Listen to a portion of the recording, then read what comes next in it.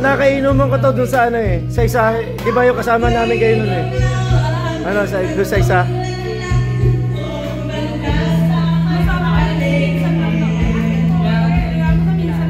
Oo naman, minsan lang yun. Wednesday? Pwede naman. Head chef na rin. Pagkakataon niya na yun, pagkakataon na. Pagkakataon.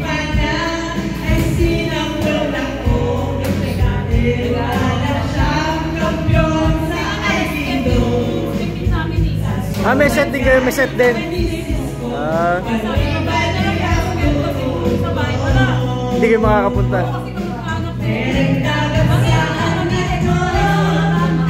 Mahirap mamili.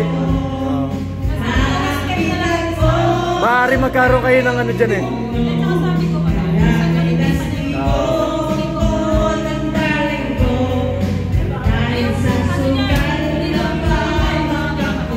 Ganun.